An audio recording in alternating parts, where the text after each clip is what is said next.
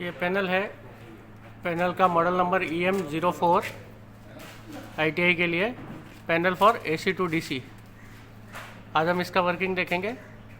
तो पैनल में सबसे पहले RCCB है, 3 पोल का MCB है, सिंगल फेस प्रिवेंटर है, 3 लाइन का करंट मीटर, 3 लाइन का वोल्ट मीटर है, एक DC का मीटर है, एक DC का वोल्ट मीटर है और एक RPM मीटर है। सारे डिजिटल मीटर हैं।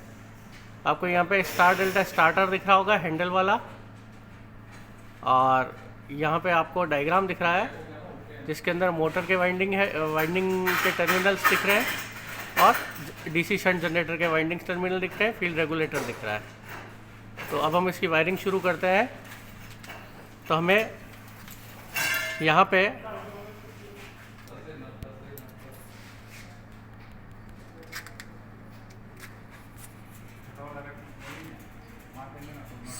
सेवन 7.5 HP का इंडक्शन मोटर है और 5 kW का 440 वोल्ट का DC शंट जनरेटर है।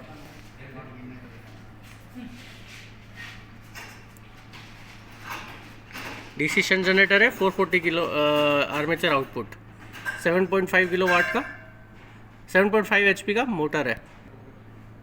वायरिंग के लिए हम मोटर के ऊपर टर्मिनल्स मार्क है U1, V1, W1। इसी तरह पैनल पे भी टर्मिनल मार्क है U1, W1, U1, U2, V1, V2, W1, W2। इसी तरह मार्किंग है। उसी तरह हम मोटर को जोड़ देंगे। तो U1 से देखिए, मोटर के ऊपर U1 को जोड़ा है। कलर कोडिंग भी मिलाया हुआ है ताकि कोई बच्चा गड़बड़ नहीं करे। इसी तरह V1 से मोटर के ऊपर V1 को जोड़ लिया जाएगा। इसी तरह W1 से मोटर के ऊपर W2 को जोड़ लिया जाएगा। देखिए, इस तरह से इंडक्शन मोटर को वायर की सहायता से सारी कॉइल्स को नीचे जोड़ लिया गया है। इसी तरह अब DC शंट जनरेटर की भी वायरिंग करेंगे। A1 से A1, A2 से A2, F1 से A1 से A1, A2 से A2 ज्वाइन करेंगे। और बाकी वाइंडिंग जो है, क्योंकि ये जनरेटर ऐसा है जिसके अंदर आर्मेचर तो इसका 440 वोल्ट है और फील्ड जो है इसका वो 220 वोल्ट है। सेपरेटली एक्साइटेड फील्ड होता है इसका।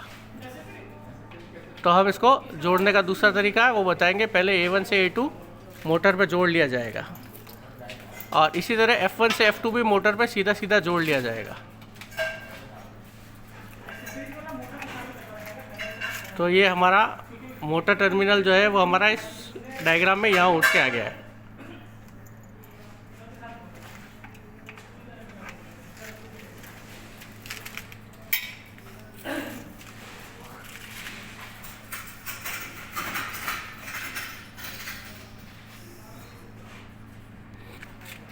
इस तरीके से जो सेपरेटली एक्साइटेड फील्ड है 220 वोल्ट DC सप्लाई यहाँ पे आ जाता है। आपका जहाँ लिखा हुआ है प्लस माइनस, उसको हम फील्ड के साथ सीधा जोड़ लेते हैं क्योंकि ये मशीन सेपरेट एक्साइटेशन पे चलता है।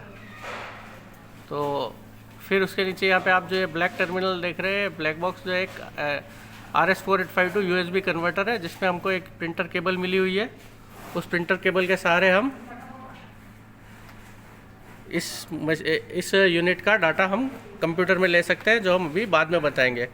पहले हम इसका बेसिक ऑपरेशन देखेंगे। हमने इसको इस तरीके से जोड़ लिया। पैनल को चालू करते हैं। RCCB को ऑन किया। 3 लाइन का करंट मीटर है, पहले 3 लाइन का वोल्ट मीटर है जो AC के लिए है, बाकी 1 volt current meter, 1 volt meter DC के लिए है। अब इसको ऑन करने के लिए पहले 3 पोल की MCB चालू करी। फिर उसके बाद जो स्टार डेल्टा स्टार्टर है, इसके ऊपर एक हरा बटन है, इसको दबाए रखा।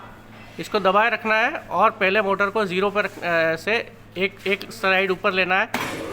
यहाँ ये मोटर स्टार में ऑन हो जाएगी। स्टार में ऑन होने के बाद हम इस लीवर को और ऊपर खींचेंगे, बटन को दबाए रखना है। अब देखिए, ये मोटर डेल्टा में कन्वर्ट हो चुकी है। अब हम देखेंगे मोटर जो करंट ले रही है वो लगभग 3.7 या 3.9 करंट ले रही है। जो हमारे पास वोल्टेज है वो हम ये एरो की दबाएंगे तो हमारे को तीनों फेजेस का वोल्टेज मिल जाएगा। ये देखिए तीनों फेजेस का वोल्टेज मिल रहा है।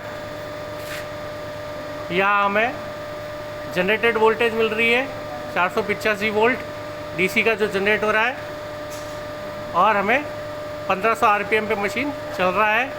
करंट इसलिए नहीं है अभी इसमें A4 क्योंकि हमने अभी कोई लोड नहीं लगा रखा है।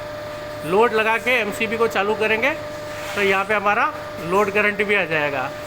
इस तरह हमारा AC टू DC का panel with separate excitation DC shunt generator on हो गया और इसी तरह से ये चलता है। अब इसके डाटा को कंप्यूटर में किस तरीके से लिया जाता है वो हम देखते हैं।